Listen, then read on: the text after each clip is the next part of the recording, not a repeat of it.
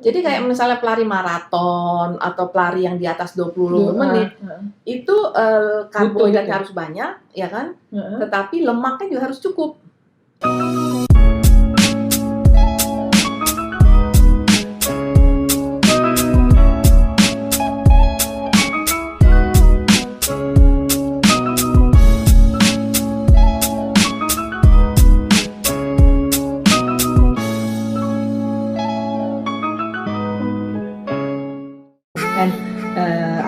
Belum banyak nih kamu cerita tentang pengalaman kamu ya di selama ini di kedokteran olahraga ya, terutama banyak sekali pengalaman Carmen menangani atlet-atlet yang top dunia gitu.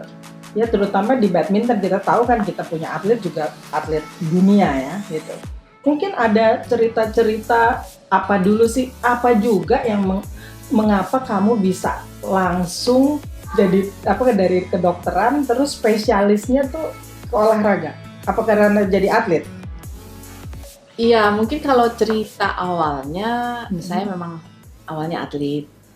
Terus menjadi elit atlet karena benar-benar kehidupan sehari-hari itu memang ya tadi dari latihan dan hanya latihan.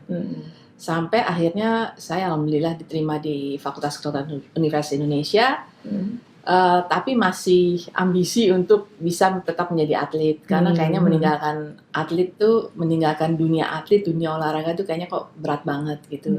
Sayang banget ya. Sayang. Terus udah gitu saya masih jalanin, itu saya ingat sekali waktu PON 81. Nah pada saat PON 81 itu memang gue bilang tahun terberat karena baru jadi mahasiswa kedokteran, tapi di satu sisi masih harus menjalani hidup sebagai atlet yang sedang menghadapi atau mempersiapkan diri untuk kejuaraan nasional PON waktu itu. Akhirnya ya di PON-nya juga nggak jadi juara 1 lagi, tapi juara 2. Sementara di FK-nya juga nggak naik. Nih.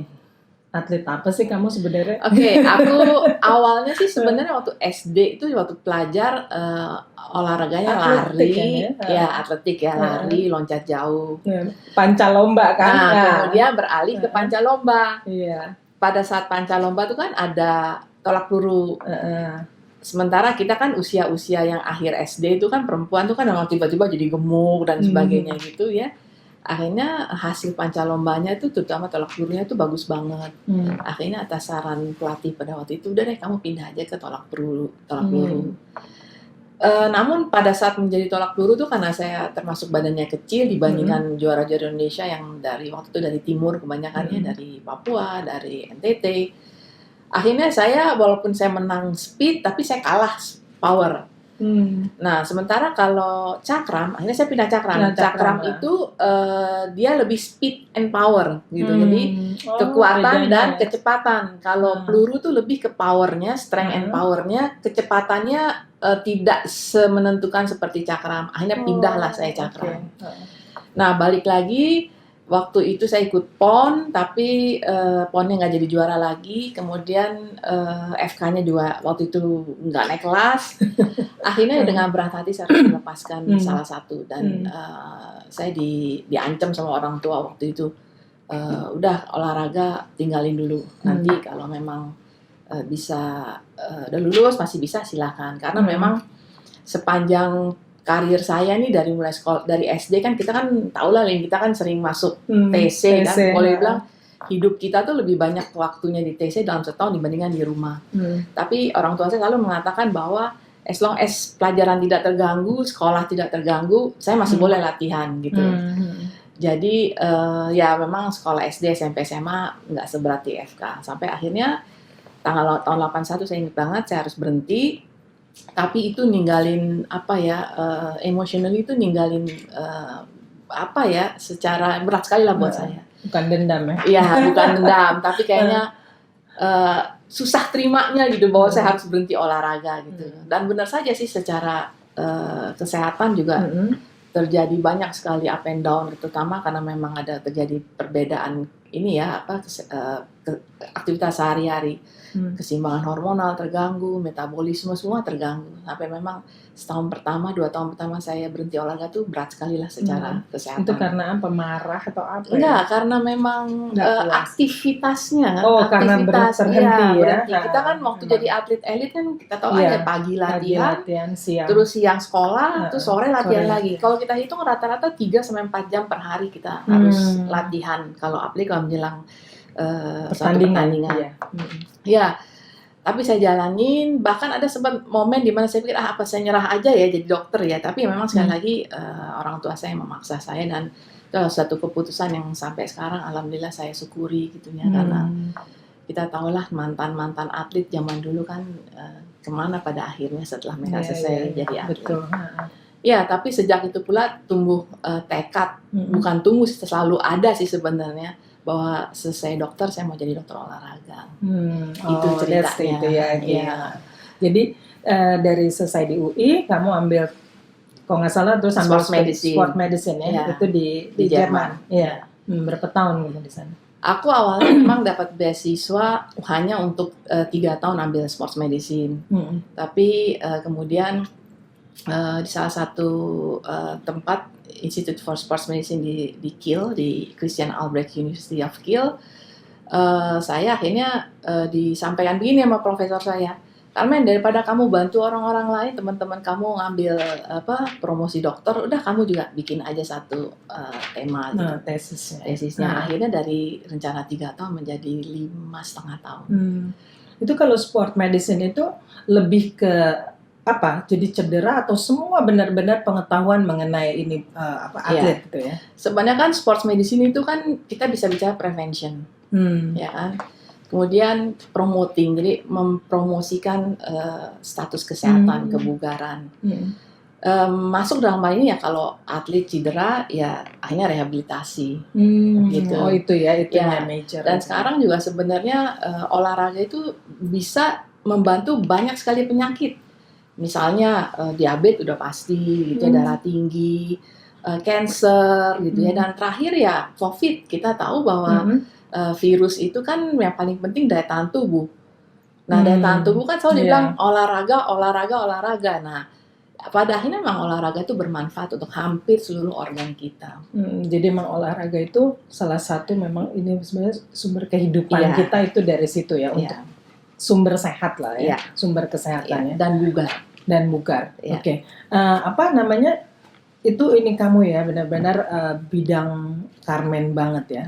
Jadi setelah kamu menjadi boleh dibilang ahli di dalam kedokteran olahraga, terus kan Carmen di ini ya banyak dipromot masuk ke dalam organisasi olahraga ya.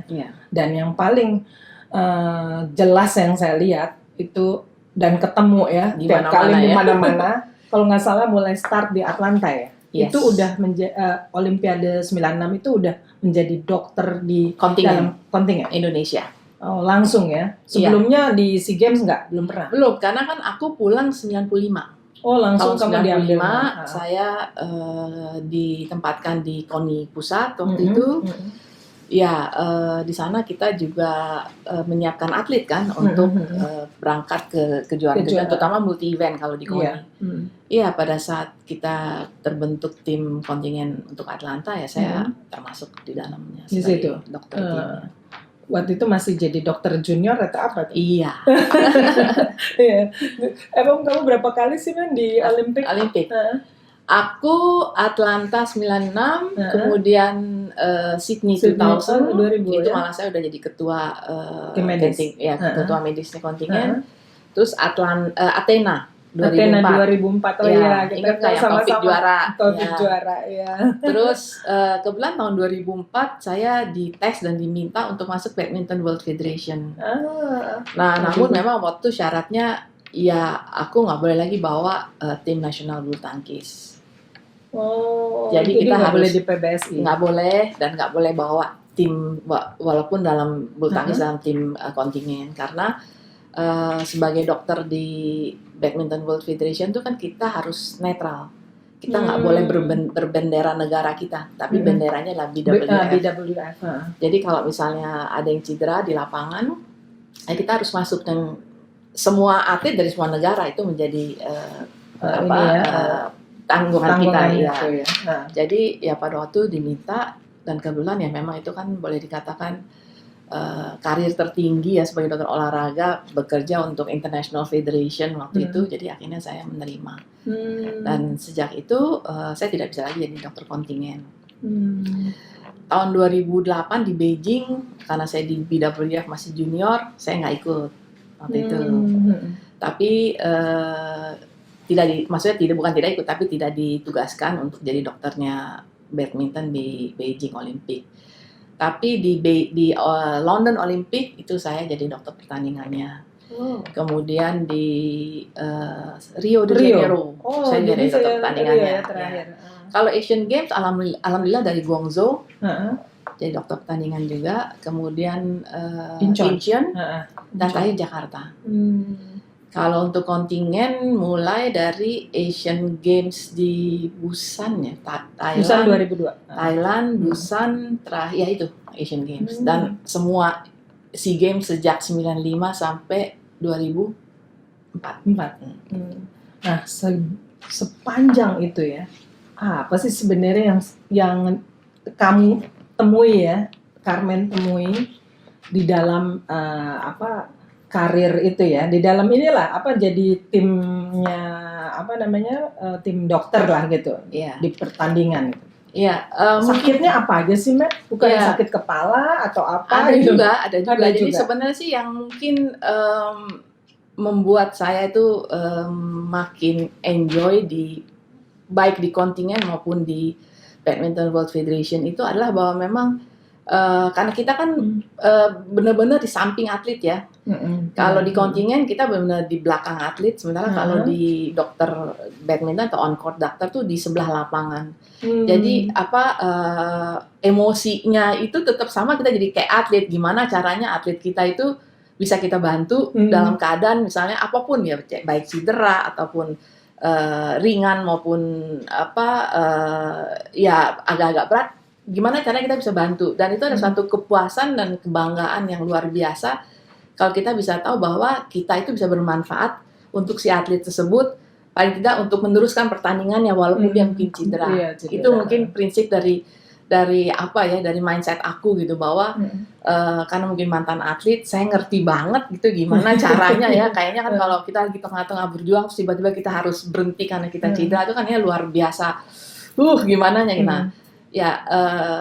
Aku passionnya di situ gitu. Jadi kalau misalnya ada atlet panggil perlu bantuan, ya gimana kita bisa cepat berpikir, bereaksi, bersikap, apa yang bisa kita bantu supaya keberadaan kita di dalam kondisi cederanya itu bisa bermanfaat supaya dia bisa teruskan perjalanan pertandingan. Apakah itu selalu Carmen hanya menolong di dalam pertandingan atau di luar pertandingan juga during the tournament itu loh? Ya, ini sih sebenarnya pertanyaan yang aku sebenarnya nggak boleh jawab karena sekali lagi kita harus netral di pertandingan. Tapi ya karena memang hubungannya akhirnya menjadi lebih pribadi pada banyak atlet dan nggak semua tim membawa dokternya kan. Jadi secara ya sebenarnya saya nggak tahu lah, memang itu aturannya sih nggak ada. Peraturannya nggak ada, tapi kalau di luar itu ada yang minta obat atau ada yang konsultasi atau ada yang mau nanya sesuatu ke saya sih biasanya saya sediain, asal jangan pada saat saya lagi tugas di lapangan gitu. Ya. Dan saya juga nggak boleh istilahnya pilih kasih gitu, cuman atlet Indonesia enggak, saya berlaku netral pada semua atlet ya. Iya, meskipun mereka biasanya punya dokter sendiri ya. Even dokternya pun kadang suka ngobrol sama kita, ya gimana sama-sama. Ya karena mungkin pengalaman kita udah lama ya Lin di dunia olahraga, jadi ada aja yang selalu coba konsultasi sama saya, dan saya sih selama tidak sedang bertugas di lapangan, saya sangat welcome. Dari sepanjang ini, apa yang paling kamu nggak pernah lupa ya menangani seorang atlet gitu loh? Siapa gitu atlet yang benar-benar kan kita kadang-kadang gini, aduh dia cedera gini gimana ya waktu lagi main itu apa, tapi terus kamu yang handle taking care itu dia total jadi juara gitu. Kalau untuk di kontingen banyak pengalaman ya, kayak Hmm. misalnya waktu kita SEA Games 97, cuman saya jadi dokter kontingen. Dan Jam 97 di Jakarta Jakarta. dah. Saya jadi dokter kontingen karena di Jakarta tuan rumah kami punya banyak sekali kesempatan dan fasilitas, sehingga even ada satu atlet Anggar, dia udah ke Sleo baru di hari kedua apa gitu ya. Terus kita bantu segala cara deh gitu ya, itu bisa sampai dia dapat emas gitu ya. Atau waktu menjadi dokter kontingen kesempatan itu banyak dulu. Jadi karena kan kita memang begitu dia selesai bertanding, dia berada di tangan kita gitu. Jadi kita banyak yang kita bisa buat. Tapi kalau di bulu tangkis karena saya cuma on court dokter pertandingan, kita nggak bisa merawat pasien di luar lapangan. Gitu. Paling Harus ada di situ ya, emang itunya ya. Jadi memang tugas kita memang hanya itu. Bahkan itu SOP lah ya. Iya. Bahkan sebenarnya tadi aku bilang kita nggak boleh merawat atlet. Nggak boleh. Iya. Di luar lapangan. Di luar lapangan. Iya. Itu pun aturannya begitu cedera di lapangan, terus biasa ditentukan, oke, dia bisa lanjut apa enggak. Begitu dia keluar dari lapangan, saya serahkan itu kepada medical room-nya. Medical room bisa dari panitia, bukan dari BWF, tapi under supervisi itu ya, kita. supervisi itu ya. Gitu. Selain tadi yang Anggar yang ini ya, kan kamu sekarang banyak di badminton ya, tentunya. Dan itu netral ya, bukan Indonesia malahan ya. Apa yang paling ini? Saya dengar kamu pernah ngerawat siapa? Jagonya Spain ya, Spanyol ya? Iya. Si Carolina Marin. Ya. Apa tuh ini juga? Ya. Di saat apa dan apa sih sebenarnya cederanya? Iya. Ya emang sih rahasia tapi ya nggak apa-apa lah. Dia nggak dengar kali ya? Udah ada kok, udah ada di mana-mana ya. Jadi waktu itu Indonesia Open bulan Januari. Di Istora.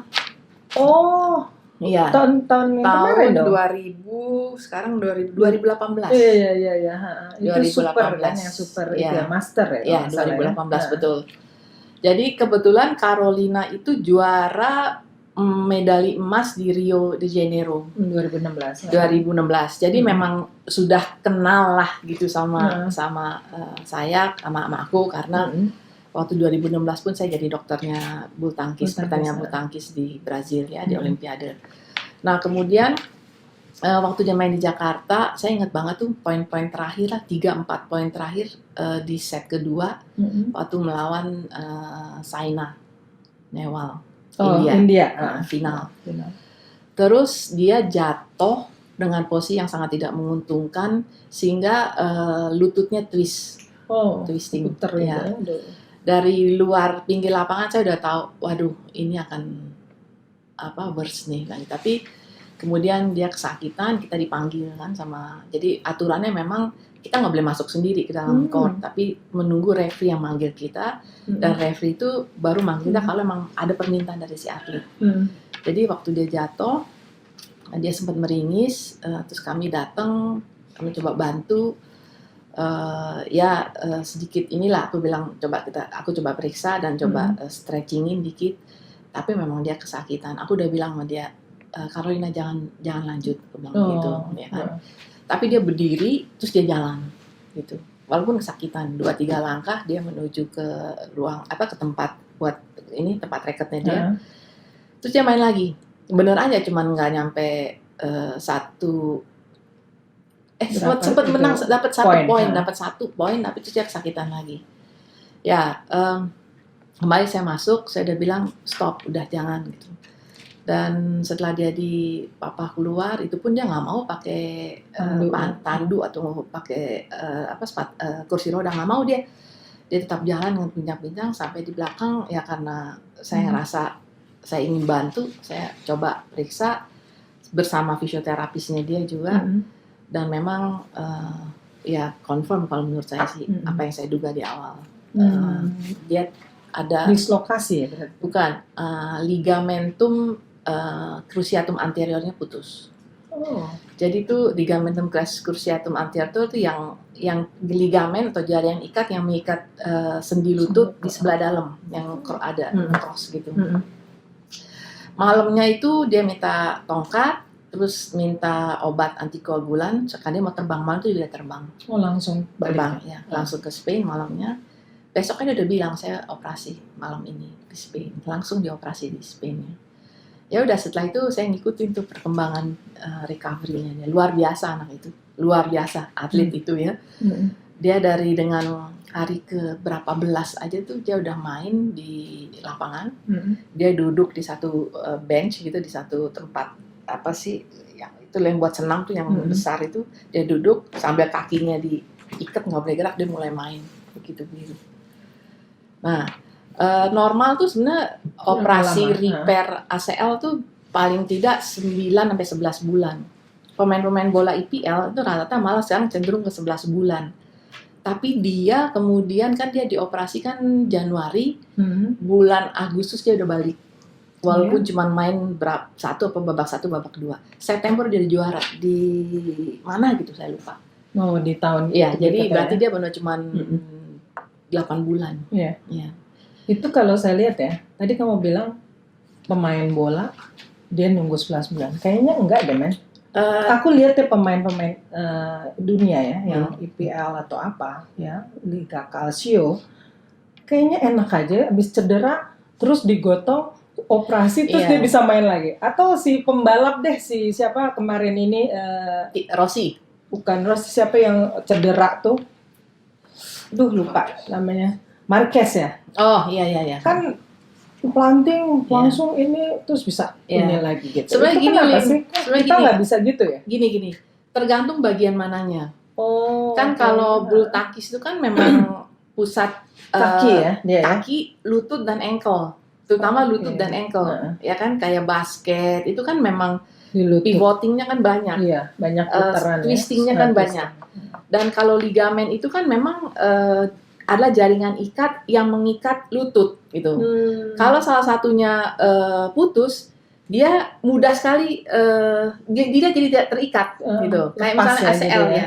Kalau ACL itu kan di tengah ya, kalau dia lepas dia akan begini nih tiap kali. Ini lama-lama meniskusnya habis, nanti cepat OA dan sebagainya gitu. Jadi tergantung cederanya sih. Kalau cuma cedera strain atau apa robekan otot atau cepet ya, inflamasi bisa. Itu kan nggak perlu repairing ya, kecuali kalau ototnya putus sama sekali ya.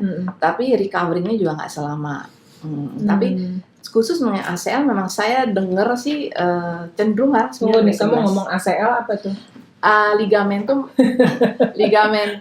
anterior, cruciatum anterior. Itu banyak terjadi pada pemain-pemain basket, pemain bola sekarang. Malah di bulu tangkis sebenarnya tidak sebanyak bulu tangkis sepak bola. Kalau bulu tangkis sih kalau ini kali di bahu sama di tulang punggung ya. Ya. Bahu, spine ya. Tapi spine juga sebenarnya enggak, karena atlet itu sebenarnya ya kalau dalam rangka dia menyiapkan gerak olahraganya, kan kalau atlet itu kan misalnya kayak bulu tangkis, range of movementnya ke tangannya maupun ininya kan juga berbeda dengan orang biasa. Nah itu harus disiapin harus disiapin dulu dalam bentuk latihan. Makanya dalam latihan tuh ada yang namanya komponen biomotorik. Biomotorik itu ada speed, strength and power, daya tahan, flexibility. Yang terakhir tuh balance and coordination. Nah, as long itu disiapkan dan untuk gerakannya juga, tentunya orang pelari jarak jauh beda sama pelari jarak sprint. Pemain softball beda sama misalnya pemain bulu tangkis. Kan otot yang terlibat, sendi yang terlibat itu kan berbeda. Beda lagi sama renang misalnya. Jadi masing-masing cabang olahraga itu kan mempunyai gerak berbeda, makanya komponen biomotorik tubuhnya itu memang juga berbeda yang harus disiapkan. Tapi secara umum, misalnya kayak endurance ya, semua pemain softball, semua pemain basket, semua pemain bola harus punya daya tahan yang cukup untuk bisa mengcover misalnya kayak bola 2 kali 45 menit. Iya, itu ya kan? Dari ininya. Tapi di dalam 2 kali 40 menit itu kan ada speednya, ada sprintnya, ada berhentinya, ada itu tuh semua mesti dilatih. Atau misalnya pemain bulu tangkis. Pemain bulu tangkis tuh dia 1 kali serve itu kan berapa detik gitu ya, tapi misalnya abis itu kan gimana caranya momen yang saat itu pada saat kok mati, kemudian dia mau mulai lagi supaya recovery-nya cepat dan memanfaatkan waktu cuma berapa detik supaya tenaganya semua balik lagi. Itu semua matter of latihan dan rumus sebenarnya. Ya, ribet ya. ya. Contohnya kayak misalnya pemain bulu tangkis, dia harus punya kekuatan, terutama kan tangan, Iya, istilahnya. ini juga ya spine dan sebagainya. Misalnya di samping kekuatan dia juga mesti punya daya tahan. Misalnya kan gini, dia smash sekali, set, misalnya gitu kan, kekuatannya set, misalnya katakanlah 10, ini saya umpamanya. Gimana caranya dia bisa nyemes 10 kali, 20 kali dengan kekuatan yang sama. Itu tuh semua masalah kekuatan otot, masalah fleksibilitasnya sendi-sendi gitu, dan daya tahan otot itu sendiri. Jadi itu sebenarnya memang sainsnya olahraga yang saya sangat berharap itu memang diterapkan secara maksimal di Indonesia gitu loh. Aku baru dengar soalnya ya, kita atlet aja nggak pernah berpikir atau concern mengenai itu ya gitu ya. Dan kira-kira ya di Indonesia ini ada berapa sih ya yang tahu begitu ya? Mestinya banyak ya. Sekarang makin lama makin banyak ya. Jadi waktu saya sekolah di Jerman saja tuh sebenarnya UNJ sama UPI itu punya kerjasama dengan university tempat saya sekolah gitu.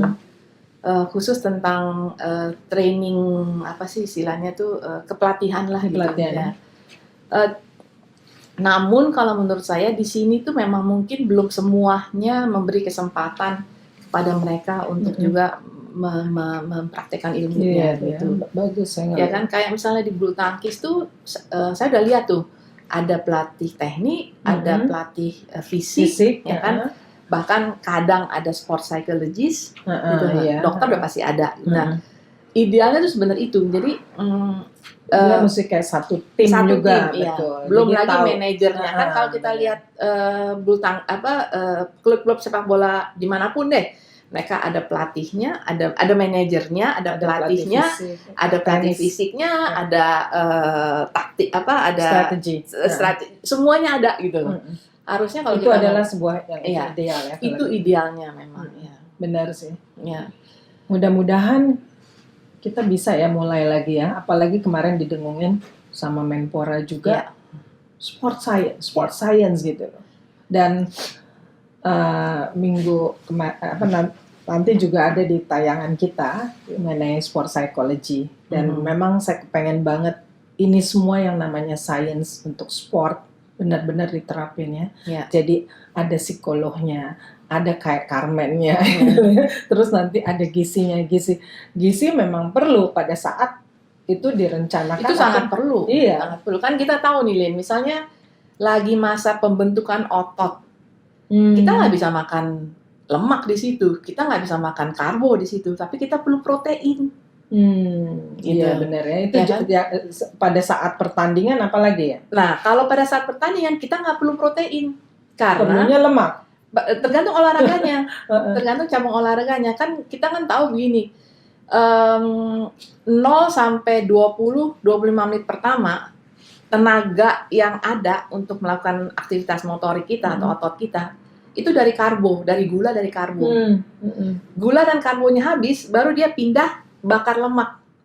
Jadi kayak misalnya pelari maraton atau pelari yang di atas 20 menit, itu karbohidratnya harus banyak, ya kan? Tetapi lemaknya juga harus cukup. Gitu. Dapatnya dari mana? Ya dari pengaturan makan.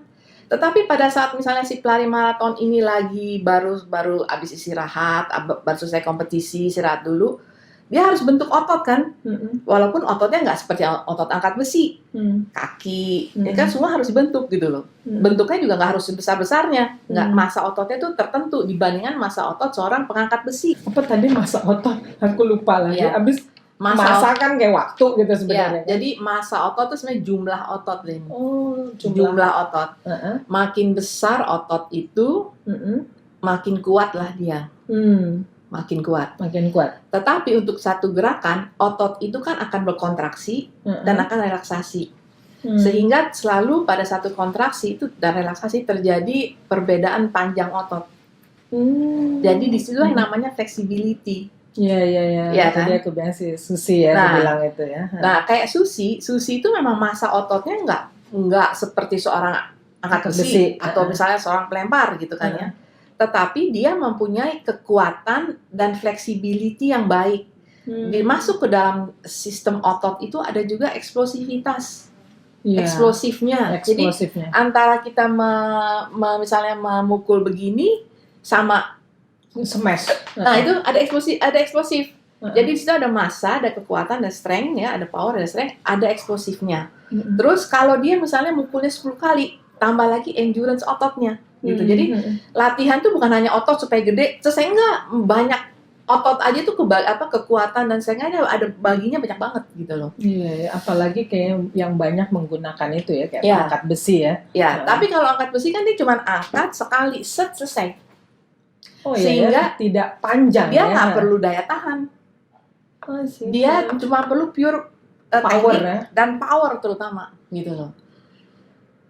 Beda sama seorang angkat pelari maraton misalnya. Kalau dia masanya besar, berat badannya kan besar, kan merugikan kalau dia harus membawa berat itu. Pantesan kurus-kurus. Makanya kurus gitu. Dia perlu makan yang cukup lemak karena maraton itu kan sejam lebih kan. Dia memerlukan tenaga itu. Jadi emang sains olahraga atau sports medicine juga itu memang akhirnya kita mengolah fisiologinya si manusia ini, ya kan, pertama supaya sehat, dan kedua supaya mempunyai kemampuan-kemampuan yang tadi, speed, power, flexibility, endurance, ya terakhir baru balance dan koordinasi. Itu mesti dilatih satu-satu.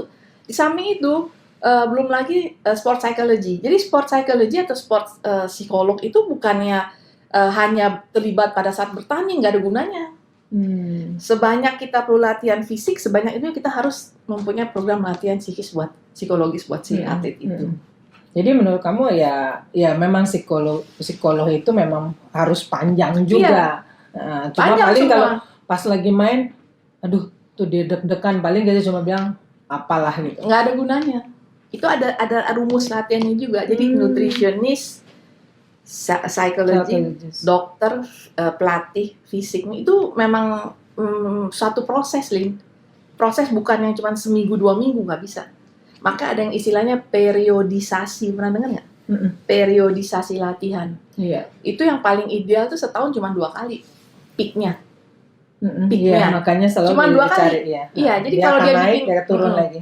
Kayak pemain bulu tangkis yang setiap bulan itu harus main, itu udah tinggal maintenance. Jadi masa pembentukan di awalnya tuh kekuatannya itu tinggal di maintain gitu loh.